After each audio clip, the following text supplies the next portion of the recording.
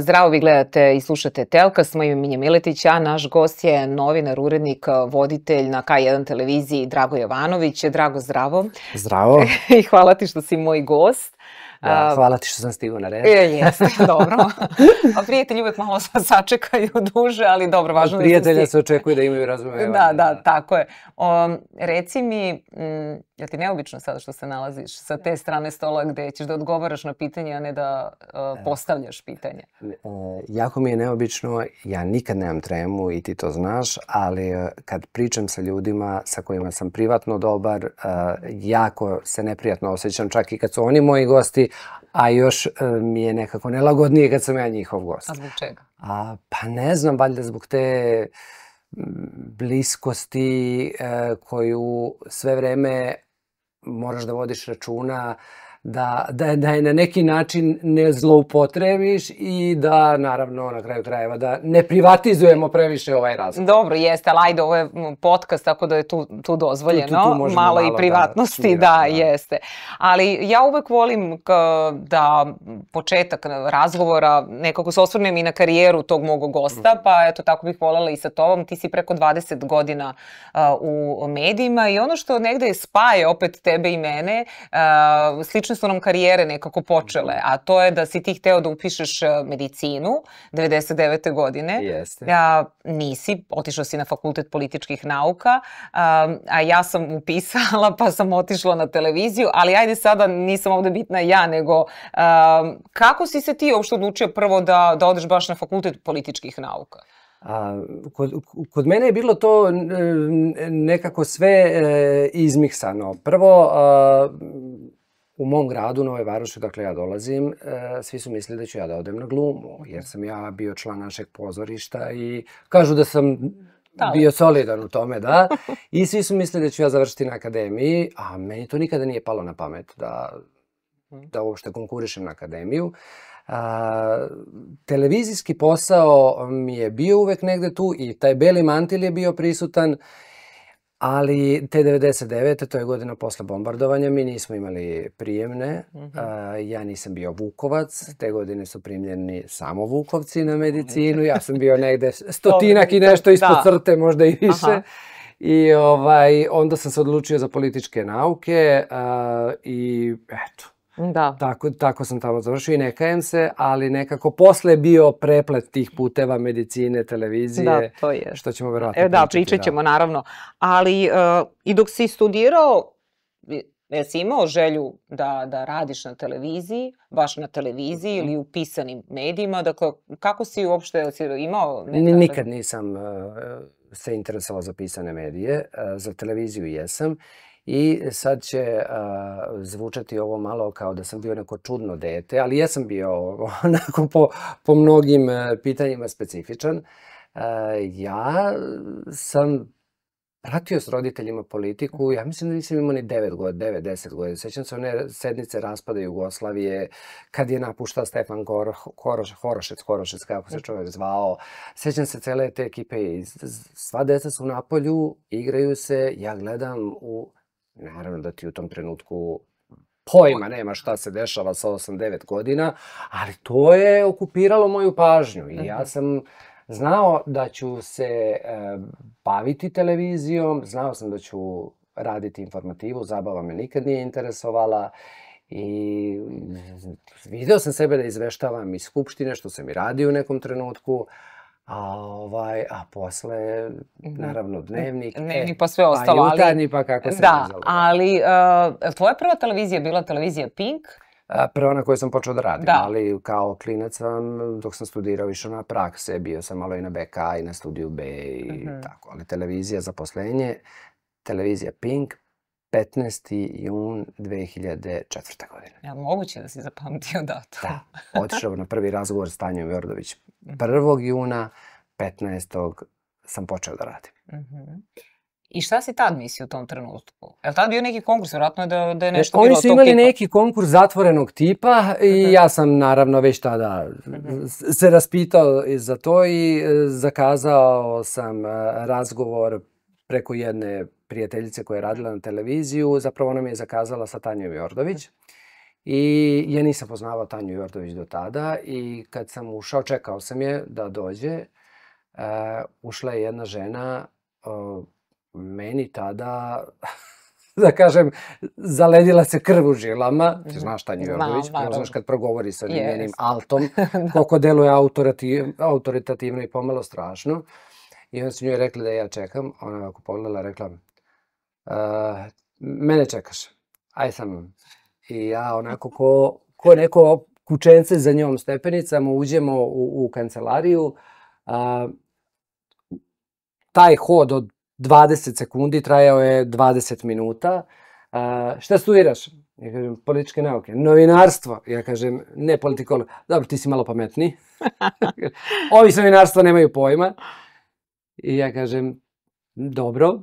Kaže ona, želiš ili voliš, ili bi voleo da radiš na televiziji? Ja kažem, i volim i želim u ovom trenutku, rekao, ne znam da vam nađem razliku, ali da. I ona kaže, ovo je krvav posao. Ovde se gine prašinari, ja kažem, znam. Ja sam čula da ti sad već negde radiš, ja sam radio u jednoj firmi u tom trenutku koje mi je jako dobro išlo. I ja kažem, da, ali ja sam absolvent i ja dalje nemam gde u ovoj firmi. Gazda neću biti nikad. I za ovo sam se školovao i rekao, hoću sad. I ona kaže, si spreman preko leta da, kako mi to novinari umemo, taj rečnik nekad da koristimo ovako međusobno, si spreman da prašinariš celog leta, nema plate. Ako se pokažeš dobro, ja vas imam tu, imala nas je 10-12. Ako se pokažeš dobro, ja te od septembra primim, ako se ne pokažeš, ako budeš hteo popićemo kafu koju nećeš. I to je tako krenulo zapravo. I ti si u stvari od početka bio u informativnom programu. Od početka u informativi. Sećam se i prvog dana s kim sam išao na teren od starih kolega i drugog i trećeg i četvrtog dana ja dođem i sve ovako gledam šta ljudi rade. Vidim ovih 10 kolega tamo su za kompjuterima, nešto, svi se vrpolje. Ja dođem četvrtog dana i kažem, mogu ja da uradim reportažu? I tu me pogleda, urednica je bila Simonida Kažić, kaže, koliko si ti dana ovde? Ja kažem, pa danas mi je 4. I ona krene da se smeje, ona će da radiš reportažu 4. dan. Dobro, šta si ti hteo da radiš? Onako, srdačno je ona bila i ona je onako se... Da. Ja joj kažem, kaže, pa, ajde, nemam danas neku gužvu na planu da ti dam kameru i ja odem. Sećam se, snimali smo kod političkih nauka, imao je onaj dom za nezbrinutu decu. Ja sam napravio reportažu o tome i dobro je prošlo. Dobro. Koliko si bio dugo na Pinku? 13 godina. Pa dobro, Boga mi. 13 godina, do 2017. Dug period. U decembru 2017. sam otišao. Da. Dobro, i radio si kao novinar, vodio si dnevnik tamo, ili tako? I baš mi je čudno kad smo se i dogovarali za ovaj razgovor, ti i ja smo tada pričali kako se dugo znamo i družimo privatno i tako dalje, ali nikada nismo radili zajedno. I onda si se ti setio pa kao mi jesmo jedan dnevnik. Da, i onda sam... Ti sećaš tog dnevnika? Pa ja se slabo sećam, iskrena da budem. Ja se sećam, mogu ja ti kažem kako je to izgledalo. Ajde, moram. Seli smo i ovako, bila si mi ko razredna. Ako je loše, izveći ću. Ne, bila si mi ko razredna. Dobro. Ko sad? Ti? Moja najava? U koju kameru ćeš da... Hoćeš da kažeš pola najave ili ćeš da kažeš celu? Ja kažem, sve nam je ispred u idiotu, znači šta, gde ti staneš, ja ću da nastavim ili... Da, ali ti si dobro to... Znači štreberski uvijek si bio. Štreberski, nemoj ti meni da si upao u reč kojim slučajem, ali dobro. Ali bio je dobra... Dobro prošlo, da, vidim, jednom smo vodili nikad više, ali ajde. Nisu spajali. Tako je. Ali... Kada si ti nekako shvatio da je zaista novinarstvo nekako i više od posla kojim se baviš, da nosi ipak neku težinu, odgovornost, poruku? Ono te prosto obuzme od samog početka. Dok ti to shvatiš, dok se ti okreneš, to je sad već gotovo. Ti to ne kaže se badava da je to stil života i to jeste tako. Ti ne možeš da završiš i da dođeš da se isključiš i kažeš pa dobro sad me ne interesuje šta se dešava se non stop i ti non stop pratiš. Ali vidi, velika je razlika u odnosu na pre 21 godinu i sada. zbog brzine, zbog protoka informacija, još više dezinformacija. Mi danas više vremena gubimo na dezinformacije nego na informacije. Ali čini mi se da su i ove mlađe generacije, evo ti si, na primjer, kad si dobio priliku, dakle, tebi nije bio problem da ti 2-3 meseca prašinariš, kako kažeš. 5, okej, i 5. Ja mislim da ti sad ovde nekome da ponudiš tako nešto, rekao, ma daj, idem ja na drugo mesto. To si u pravu i te generacije, ja sad ne znam koliko je to njima dobro ili nije, ali oni smatraju da im sve pripada i odmah, i ja znam i kad dođu mladi sada na moju televiziju i znam dok sam sarađivao sa jednom PR marketinškom agencijom i kad dođu tamo, dakle, svi hoće astronomske plate u početku. Niko ništa ne zna, ali to nema veze, Bože moj.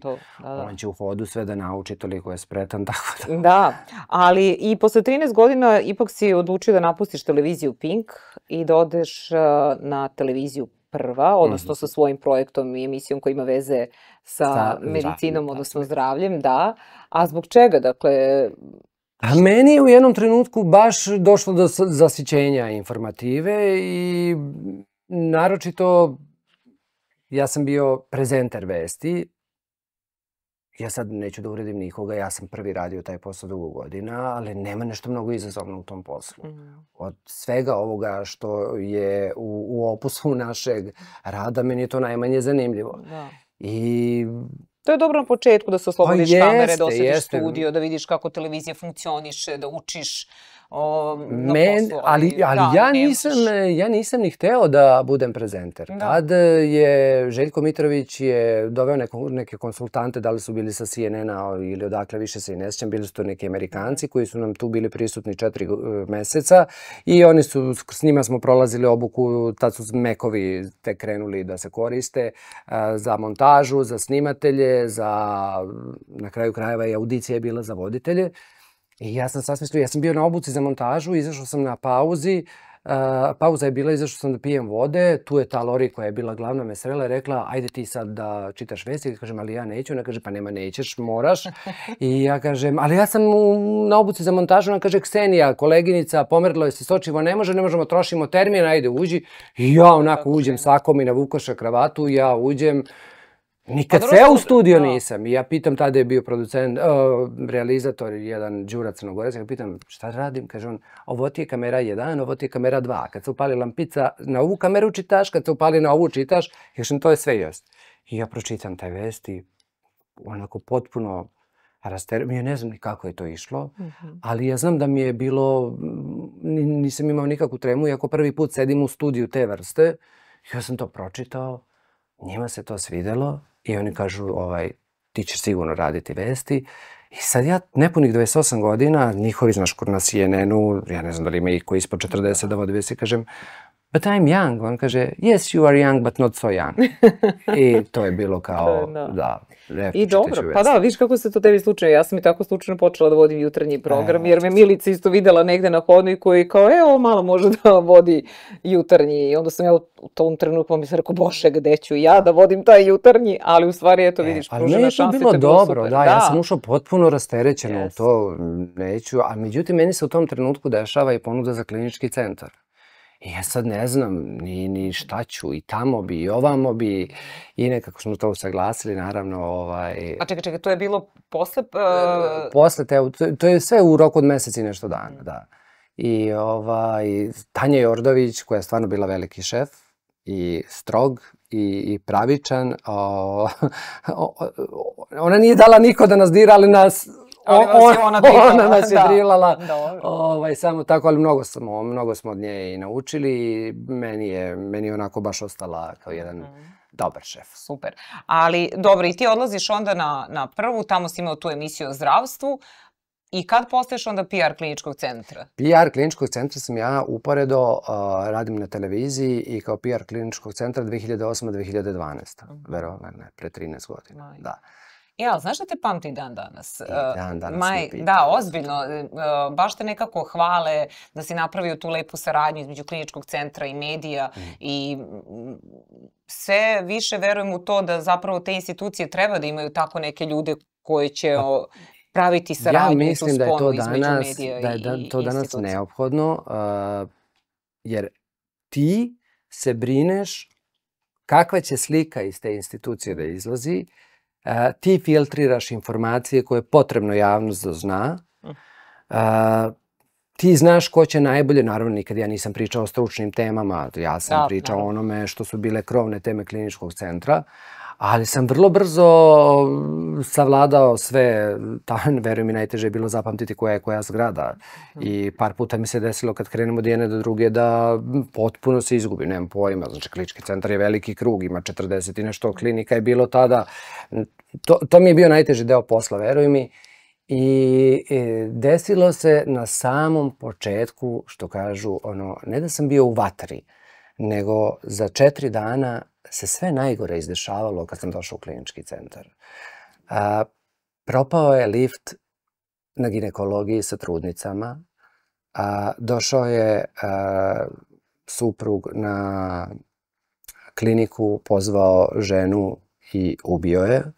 Znači, trećeg događaja više, znam za 3 dana, 3 takva događaja su bila da su svi mediji, ja sam 24 sata ta 3 dana bio i stvarno je sam početak je bio baš i stresan i težak, ali... Pa dobro, izgurao si i to si stvarno dobro radio. Koliko su lekari uopšte spremni da komuniciraju sa medijima? Kakav je tvoj utisak? Što je veća, ajde tako da kažemo, sad možemo uopšteni, što je veća faca, što je priznati profesor, to je pristupačniji i lakši za rad. Najteže je bilo raditi sa onima koji su na početku, koji grabe nekim koracima, verovatno misle da mogu i brže i bolje, ali to ne ide, pa imaju neke svoje teorije kako bi trebalo. Sve znaju kako treba i šta treba da se uredi. Tako je, ali kad stane pred kameru, onda je to samo... A čekaj, reci mi, molim te, a si primetio kako uopšte građani vole lekare? Evo mi sad imamo predsjednika vlade koji je profesor i lekar. I s njim sam sarađivao, on je bio jako dobar za saradnju. I znao je da, onako... Voli sve tačno, da se zna šta, kad, kako, ali je bio super profesor. Bio otvoren prema medijima. Jeste, bio je vrlo saradljiv. Da, pa šta mu je onda sada? Sad ga nema nigde. Viš ti kako ta politika menja ljude. Da, ali dobro. I nekako čini mi se da, to si lep si taj odnos napravio, ali i šta si naučio uopšte iz tog perioda? Kada pogledaš i televiziju Pink i rad u kliničkom centru, koliko ti sve te stvari danas pomažu u tom nekom profesionalnom meni je sve to doprinelo da budem ono što jesam danas.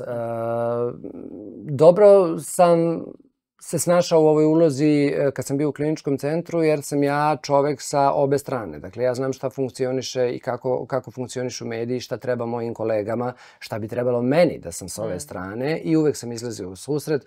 S druge strane, to sam pokušavao da objasnim lekarima. Njima je malo teško da prilagode svoj nastup prosečnom gledaocu, jer oni uvek imaju u glavi prisutno kada se obraćaju da njih slušaju samo njihove kolege. I kad mi ja kažem ovo ne može, ovo je nerazumljivo, niko neće znati šta ste rekli. Ali molim vas, ja ne mogu zbog mojih kolega, tako da kažem. Ja kažem, ali vi ćete kolegama na kolegijumu. Ovde se obraćate svima koji vas, mislim, televizija je medij za široke mase, dakle moraju svako da vas razume. Nauči se, na svakom poslu se nešto nauči. I dobro, nakon toga, jesi verovao uopšte da ćeš se ponovo vratiti na televiziju? Pa ja sam sve vreme bio prisutan kao prezenter Dnevnika i posle sam rešio da napravim, baš zbog toga što sam proveo 4 godine u kliničkom centru i posle sarađivao sa lekarima, rešio sam da napravim jednu emisiju o zdravstvu. Ja sam smatrao da može emisija o zdravstvu da bude zanimljiva, da to ne moraju da budu 2 stolice s 2 lekara koji onako nekim sumornim i glasom i bez imalo optimizma oni pričaju ovo nastaje ovako, ovo ide ovako, ovo se leči ovako. Znači i ta moja emisija na prvom mjestu ona je bila zaista više pokazna nego priča. Dakle, mi smo sve pokazivali u toj emisiji. Ona je bilo, trudili smo se da edukujemo na jedan zanimljiv i interesantan način. I onda dolazimo do toga da te Jovana zove. I onda dolazimo do toga da me Jovana zove da napravim celu televiziju. Ja kažem, pa ja ne znam kako to može. Rekao, ja sam jedva svoju emisiju od sat vremena sklopio da bude zanimljivo. Znam se, ja pravim sad koliko treba formata, koliko programa. Ti 24 sata radiš program da imaš emisije sve na temu zdravlja i onoga što je ajde vezano za zdravlje, a da to bude zanimljivo. I kažem, šta će, ti ćeš to ovako da uradiš, šta je to tebi? Ja kažem, ali ja ne mogu, ja ne vidim u glavi više od 2-3 različite emisije. I verovala i ona i ceo tim i ona i Željko i Manja verovali su da može i da ja mogu i napravili smo. I da ti kažem nešto, kad smo napravili presek, tu je bio moj tim sa mnom Mira i Dragana, kad smo napravili presek, mi smo za pola godine snimili preko 20 različitih formata, što je bilo preko 400 i nešto emisija. Svaka čast. Da, ali to je bio tempo. Dobro, da. I da napomenem, bilo je u vreme COVID-a. Što je bilo jako, pa neće niko da ti dođe, pa se ti dovijaš na razne načine, pa sve. A jesi li balansirao između toga da informišeš ljude o tim tako ozbiljnim stvarima, temama, bolestima, a da ih zaista pritom ne preplašiš? Pa ja mislim da tako mora. Mora da se objasni da treba što se pre pogleda u problem i rešenje je bliže. Tako da ja zaista mislim, mene nekad moji prijatelji kažu da sam ja hipohondar, ali ja mislim da ja nisam. Ja mislim da ja samo preventivno delujem na sve što osetim da nije u redu. Tako da apoteka mu je omiljeno mesto za izlazak. Otvorila mi se u zgradi apoteka. Tako da... Ja sam sad srećan čovjek. Da, i smiren. Tako da, znam kad gde god otputujemo, ono što moramo da obiđemo, to jeste apoteka, naravno. Ali i sada kada pogledaš... Uvijek neki novi vitamini. Da. Ali kada pogledaš sad, rekao si koliko si novinarstvo promenilo sad i u eri društvenih mreža, interneta, generacije koliko su brže, ali tebi deluje sada, postoji danas nekako uopšte taj stari, ajde tako da kažem, školski novinar u eri klikova, u eri virala? Ja sad možda rizikujem da će mnogi da se naljute na mene. Prvo, ja se jako iznerviram kad portale čitam i kad vidim koliko je nepismeno to što se piše. Ima izuzetaka, ali nažalost umenjeni su. I mene prvo to iznervira. Ja mislim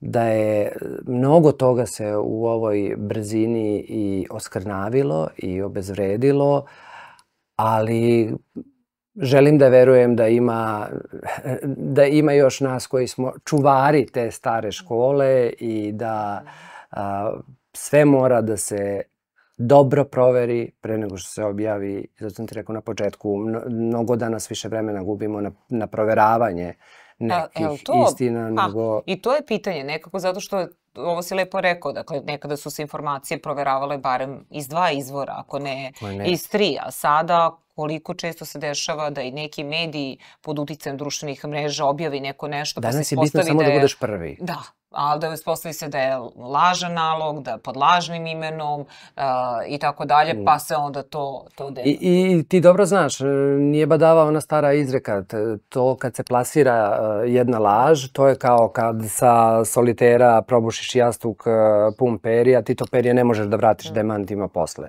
Tako da ja mislim, to je ono što me plaši, što će biti sve teže da se izađe na kraj s tim. A šta te još nervira? Rekao si nepismenost, šta još? Pa nepismenost, nepristojnost. Ti tačno možeš da vidiš kada gledaš neku emisiju da li voditelj, novinar sluša svog sagovornika. I zaista ako si solidan novinar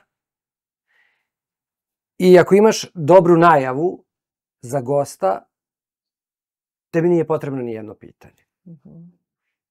A pod uslovom da ga slušaš. Jer iz svakog njegovog odgovora, pa nema šanse da barem 2 pitanja sledeća ti se ne rode dok ga dobro slušaš. Da, pod pitanja, tako je. Ali koliko se ti informišeš putem društvenih mreža? Na što ti obraćaš pažnju kada gledaš, tražiš neke informacije? Pa nisam sad ni ja imun na društvene mreže. Dobro, naravno. Ne možeš to gledaš, ali ja ono što vidim i što mi se učini zanimljivo, što mi se učini vredno pažnje, ja zaista proverim barem na još 1-2 načina da ne ostane samo to. Video sam na Twitteru ili X-u kako, ili video sam ovde. Ja nemam TikTok, nemam pojma šta se tamo dešava. Ne znam da li je to dobro ili loše, ali za sada evo prolazim bez toga. Twitter je, ako hoćeš da od nečega praviš skandal i aferu, onda ideš na Twitter, vidiš šta se tamo radi. Nekako je ta mreža meni puna mržnje. Hejterska je puna, svi su ljuti, svi su iz nekog razloga isfrustrirani. Ja tamo ništa optimistično, nikad špijuniram ponekad. Ja nikad tamo nisam ništa optimistično pročitao. A da, bilo šta, neka najobičnija vest, onda će isto biti 1000 nekih komentara. Ili ako neko plasira nešto optimistično, onda krenu udari sa svih strana da to... Ali generalno, kako vidiš danas onda taj odnos između tradicionalnih medija i društvenih mreža? Oni mogu da budu partneri, mogu da budu konkurenti ili nešto treće? Mi kad smo počinjeli, sećaš se priče, radio izumire, radio više niko neće, pa će onda print, pa će onda sve tako redom. Ja mislim da je radio danas u boljoj situaciji nego pre 40-50 godina. Radio je opstao, vrlo. Tako se priča sad i za televiziju. I ja mislim da to nije tačno. I pre neki dan sam imao priliku da vidim jedno istraživanje. I demografski je bilo vrlo različito. I dalje je televizija medij kome se najviše veruje. I to u dobrom procentu. Pa dobro, to jeste, ali mislim da je kontent taj na šta će ljudi da obraćaju pažnju. Možda ne televizija na tradicionalan način, pa evo pogledaj i ti, sigurno ne dođeš sada ili trčiš da bi gledao neku emisiju, nego kažeš ok, imam mogućnost da vratim tu emisiju da pogledam, mogu da je pogledam na YouTube-u, na nekim drugim platformama. Druga stvar, nekako meni je utisak da toliko ima dobrih emisija, ali ukoliko ih nema na mrežama, pa na mrežama moraš na mrežama moraš da ljude tizuješ da bi oni otišli da vide.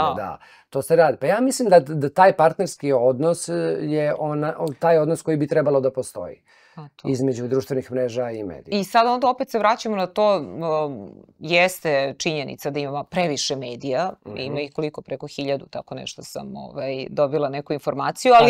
Kad sve obuhvatimo, da. Ali sve te televizije, pa evo i sve te televizije manje više imaju, na primjer, jutarnje programe. Sad sam krenula jutarnjeg zato što ti vodiš jutarnji i uređuješ, ali je li teško biti aktuelan onda? Je li teško biti, privući tog gledalca? Ti moraš da budeš aktuelan ako radiš jutarnji. Pa dobro, ali aktuelan u smislu da ljudi baš okrenu tvoj program da gledaju. Koliko se menja i koliko vi nekako merite ukus publike, šta je ono što njih interesuje? Jesu li se i teme promenile u odnosu na pre 10-15 godina? Sigurno da jesu, ali... Jesu, ja mislim da danas politika dominira. Ono što je meni, iako radim informativu, meni je bilo strašno da ti podaci koji su krenuli par godina da politika i političari dižu rejting televizija. To ranije nije bilo tako. I evo sad jeste na njihovu sreću, ali ja mislim da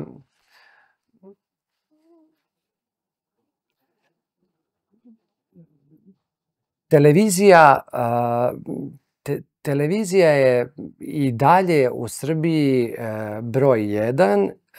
Evo sad više nemamo ni tu podelu od pre nekoliko meseci na nacionalnu, znači sad svakom je dostupno sve što želi da gleda, ali meni je negde žao što se tiče naše branše, što su nekako do tada kablovske i sada kablovske televizije, ajde da uprastim da kažem, nekako sve što valja je otišlo na kablu. Jeste. lepo si. Ali sad bez da nešto lasa svima nama, ali jeste, ja sad kad pogledam, i ja nekako uvek imam, trebalo bi, jeli, da gledaš da budeš što bolji od konkurencije i mi se trudimo, ali meni nekako fali dobar program, jutarnji program RTS-a. Oni godinama nekako lutaju sa tim.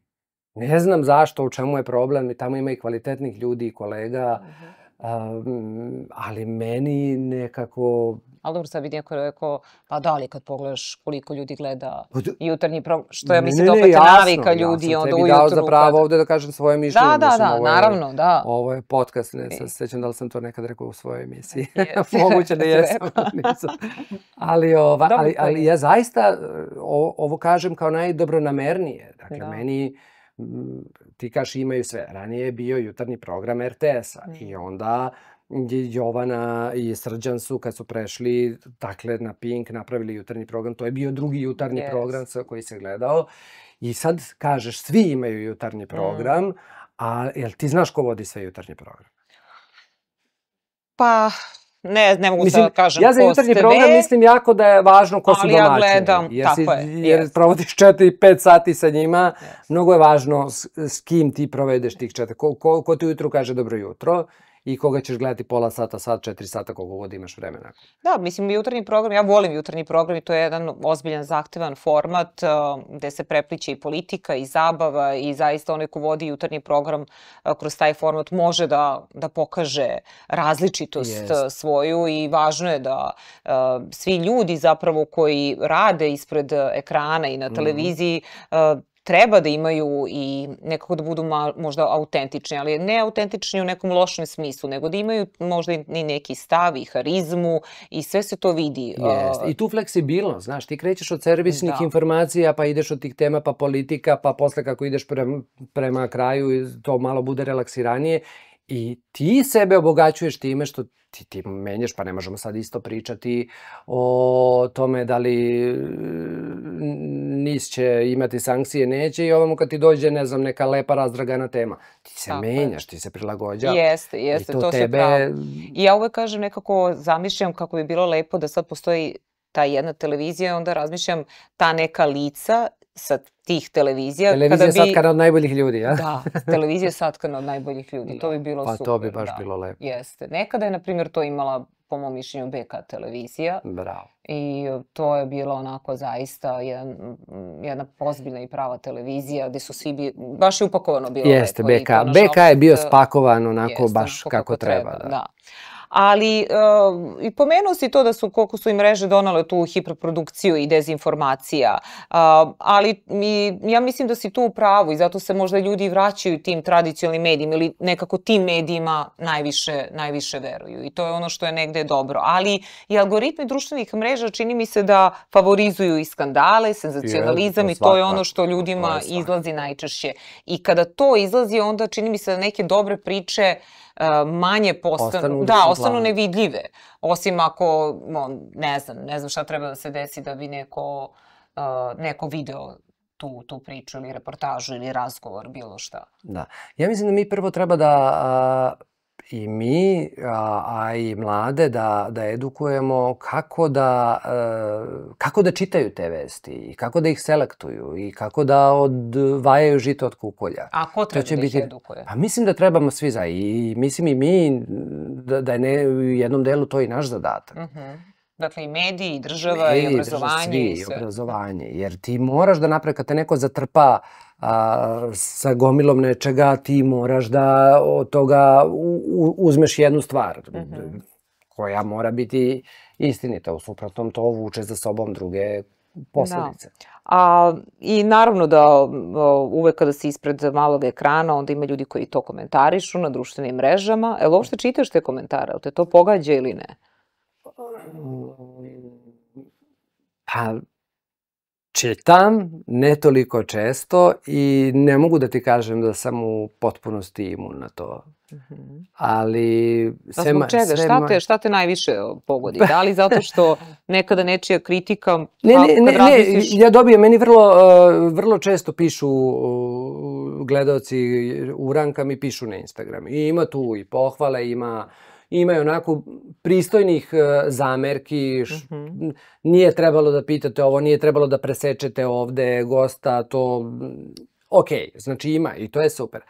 Ali vređanja nekoga koga ti ne poznaješ. Zapravo, mene plaši tolika frustracija koja ja ne znam odakle, kako smo postali tako isfrustrirani, tako zavidni, zli. Šta ja sad imam od toga što ću tebi da napišem posle tvoje emisije kako si grozna. Kako si glupa bila, kako nisi znala da vodiš razgovor, koliko bolje ih čeka da sedne tu u tvoju stolicu. Šta je meni lakše što sam ja to tebi izgovorio? Možda ljudima lakše.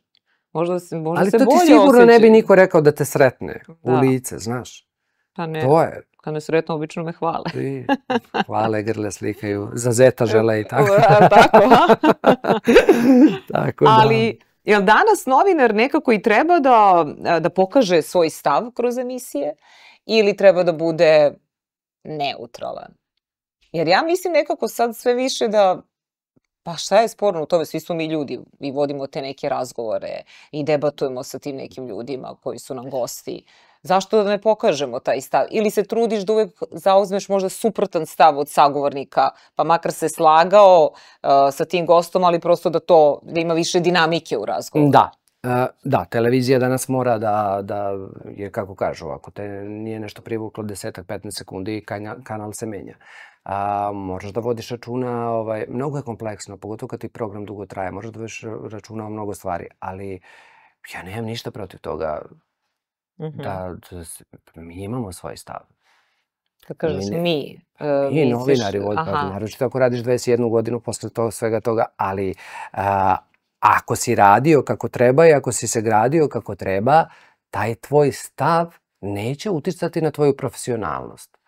Jel neće? Jel misliš? Ili će biti oni koji će reći pristrastan si, radiš za Vučića, za Ruse, za Amerikance. Da. Pa znaš šta, ti mene kad gledaš, ili za opoziciju, nije važno sada. Dakle, ja onda radim i za Ruse i za Amerikance, jer ja sve pitam. Ja kad krenu s jedne strane da toliko glorifikuju ono, uvek postaviš pitanja s ove druge strane, da vidiš da, znači uvek ima šupljina i uvek postoji dopuna za sve što radiš.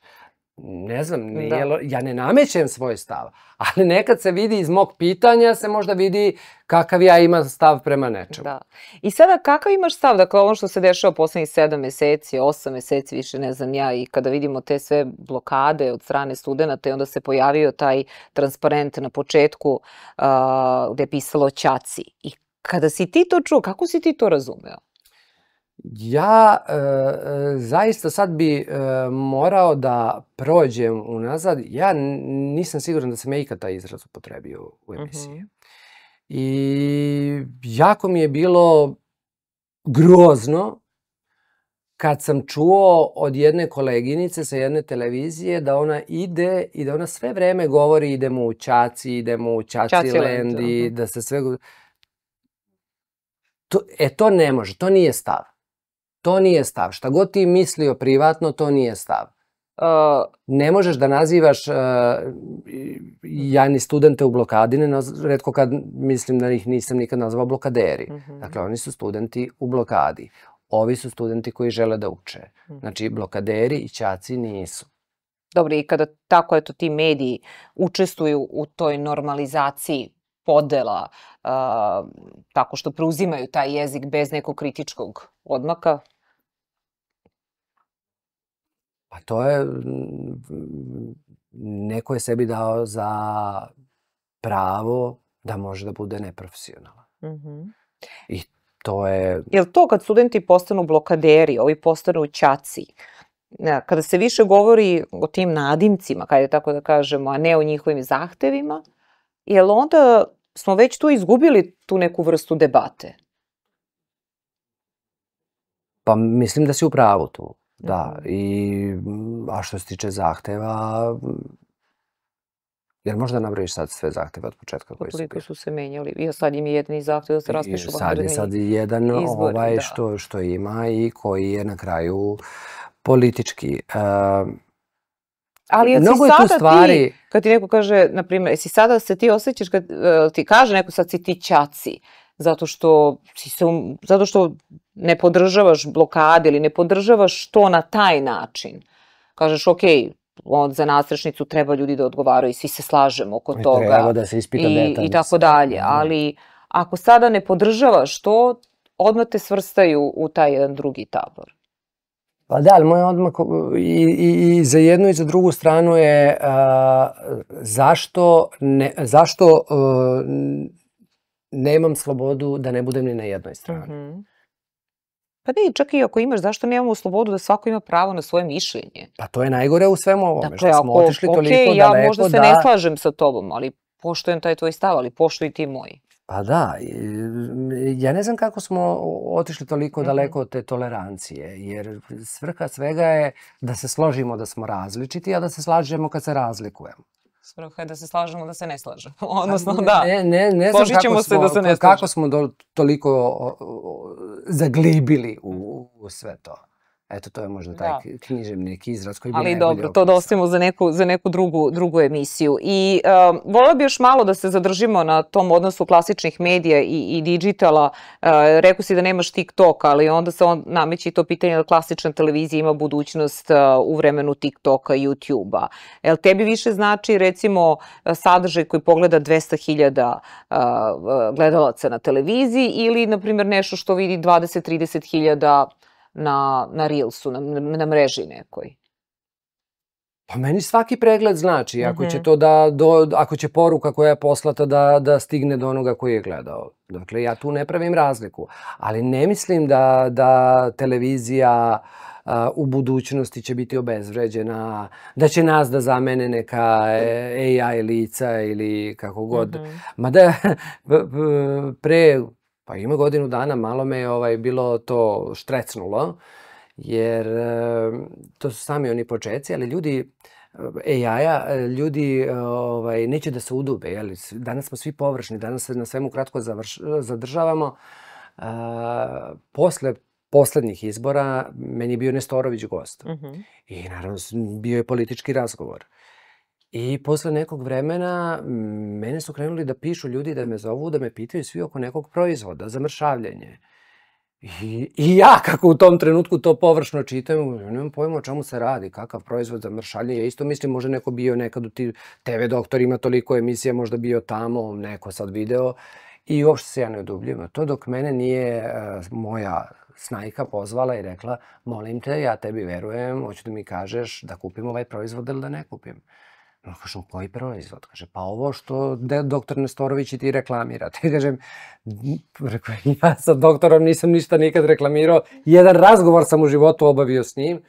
I ona meni pošalje, to je taj AI snimak, gde ide naš politički razgovor i iza toga su naši glasovi, gde on neki preparat za mršavljenje, ja ga podržavam, ja koristio, on preporučuje. I eto, to je, da, morat ćemo takve stvari da razlikujemo. Je li danas lakše postati viralan ili kredibilan? Ma viralan. Jel da? To je kredibilitet. Znaš, kredibilitet, to su ti cigle i cigle koje se slažu i jednim dobrim slojem altera lepe. Kredibilitet je... I dobro, sad, drago, tebe neko da pita šta je tvoja neka želja u profesionalnom smislu? Šta je negde, kažeš, ovo bi volio? Šta je tvoj cilj?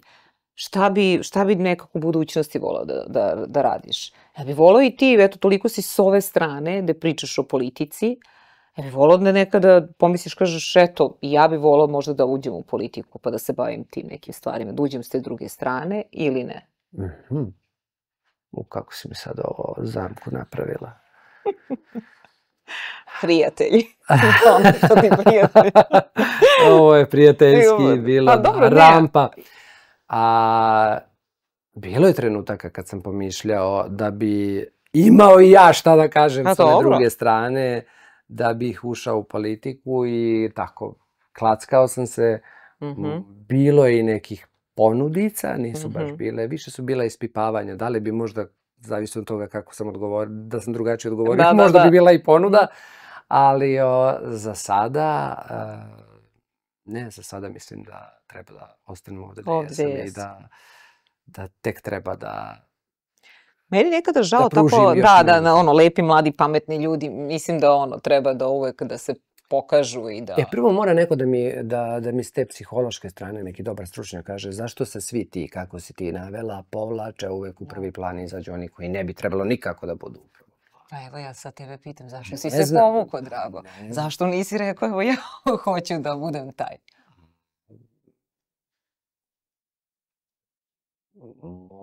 Moraš malo da mi se moja ideologija iskristališe. Ajde, pređemo na mi brzo pitanje. Daj, molim te nešto sad. Ovo mi ništa nisi rekla da ćemo da pričamo. Dobro, pa nisam ni znala mi sad palo na pamet. Da. Inspiracija trenutka, znam. Jeste, tako je. Brza runda, da. Novinar ili PR? Novinar. Društvene mreže, šansa za direktnu komunikaciju ili pretnja profesionalnom novinarstvu? To je do onoga ko ih i kako koristi. Može bude jedno i drugo. Gost koji ćuti ili gost koji previše priča? Previše priča. Lakše njega da iskontrolišeš, pa ako si vešt, lakše ćeš njega iskontrolisati. Kad je mutav, on neće da progovori. Ne, onda mi je kao gost koji ćuti, šta više voliš? Gost koji ćuti ili gost koji previše priča? Odnosno šta manje? Koga više volim da ugostim? Da. Pričljivo. Aha, pričljivo, da, i ja isto, dobro.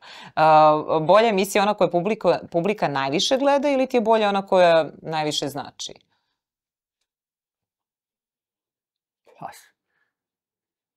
Šta sad? Čim je neko toliko gledao, znači ne imalo je neko značenje. Pa nije sve što je gledano da ima neko značenje. Aha, to misliš, da, pa ona koja znači, ona koja ima sadržaj i ako iz emisije i razgovora nije izašla barem jedna vest, bar jedna informacija koja će da dopre, onda to nije ništa. Znam na što si mislila na ovo što... na kolege koje postaju viralne sa svojim emisijama. Da, dobro. Dobro, šta te profesionalno više oblikovalo? Studio ili bolnica? Ili ludnica? Šta te previše? Oboje u jednom trenutku moglo da me pošalje u ludnicu. Ovo je pitanje moje producentkinje Žana napisala, ali dobro. Sve to je jedna velika ludnica. Da. Ali ja mislim da svi mi koji radimo ovaj posao imamo u biti neku šifricu. Neku šifricu, da. Za neku roze pilulicu. Da, pilule za lilule. Pritisak politike ili pritisak emocije? Čemu ću lakše da se oduprem, je li to? Pa da. Pa dobro, čemu ili šta ti više smeta? Da li nešto politički ili emotivno? Nisam te razumela pitanje. Pa, dakle, šta ti veći pritisak politički, kada nešto, na primjer, imaš, ne znam, dolaze ti političari u emisiju, na primjer, pa sad moraš tu da balansiraš, pa moraš da se pripremiš za razgovor, ili neke emotivne priče, ili pritisak emocije, pa sad kažeš da li ću ovo da kažem, ajde možda bolje ne... Emotivne, tu je teže, tu moraš da budeš oprezni. Prema političarima nemam nikakvu... ni odgovornost, ni empatiju da moram sad s njima. Ali dobro, dešava se, na primjer, ja kad sam imala neke teške razgovore, onda se oni naljute pa neće više da dolaze. Ima i toga. Pa dobro, meni je nedavno jedan, on nije političar, on je analitičar, izašao iz studija. Jel? Da. Pa, kako ti kažem, sebi je zatvorio vrata, a posle sam čuo da je izlazio i na drugim televizijama. Ali nebitan je, nećemo ga ovdje. Kada si poslednji put pomislio, ne mogu više ovo da radim? Nisam. Nikad? Nisam. Dobro, a kada si rekao... Idem uvek s radošću na posao. A kada si rekao zbog ovoga vredi? Pa često, bilo je trenutaka. Često. Hvala Bogu, mnogo ih je više. I zbog toga zaista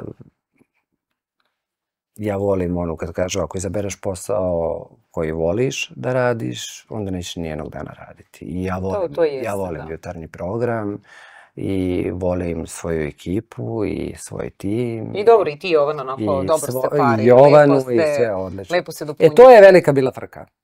Kako misliš, šta je bila velika? Bila mi je velika frka kako će to da izgleda. Zapravo, mi smo imali jedanput situaciju, ona mi je rekla da neće biti tu, da ja radim taj dan, međutim ona se vratila, nije mi rekla i oboje smo se našli ujutru na poslu. I kad je ona došla, ja sam rekao, pa ja sad odoh na trening. Ma gdje ćeš sedi da radimo zajedno? Ma nema šanse da radimo zajedno, neću. Zašto? Ajde i tu je tako. Smo krenuli ona i ja malo. Bilo mi je, na televiziji je jako teško da napraviš par. Moraju da se poznaju senzibilitet. Nije daleko toga da se ona i ja ne poznajemo, ali... Pa dobro, energetski. Drugo, ona je sinonim za jutarnji program. I nije sad to da li ću ja odmeravati snage s njom, ma daleko od toga, nego prosto nisam, došao sam na smenu da odradim ja sam, tu su ona našli, ja sam ušao u program i odradili smo, okej je to bilo i sad kad smo počeli da radimo zajedno, nekako je krenulo, je sve glatko, ne preplićemo se, odlično znamo kad ko od nas dvoje treba da da gas i mnogo je lakše. Dobro, jeste lakše, pogotovo kada su višesatni programi emisije u pitanju, to je onda znači. Da, svi smo ljudi, popustiti koncentracija. Znači, meni se desi, kad me nešto toliko zainteresuje, ja se zaboravim gde sam, pa ja krenem da pričam, pa da mašem rukama, pa dobro to. Ja, nisam te pitala, bio je jedan snimak koji je zaista postao viralan, a to je da su te zeznuli kada je bila u pitanju vremenska prognoza. Ja, za putovanje. Da, trebalo da ideš na Tajland, ali tako? Na Tajland je trebalo da idem i to se dešava, pa recimo ja sam radio tada četvrtak, petak, u subotu putujem, to je bio četvrtak ili petak, nebitno.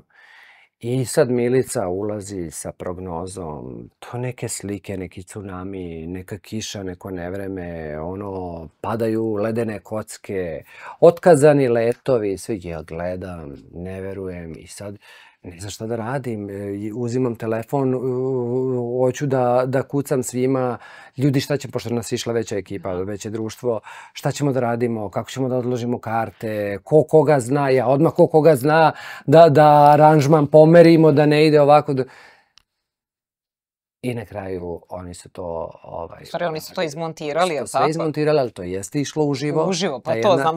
Ta jedna prognoza je poslužila da onako mene dobro uplaši. Ne, ja sam to gledala, uopšte ne znajući. Je bio ono kao, pa neki vid kao skrivene kamere. Jeste. Dobro im je to pošlo za ruku. Jer mi uvijek imamo tu našu grupu gde kad vi idete bez mene, onda ja malo hejtujem to, pa mi je bilo drago.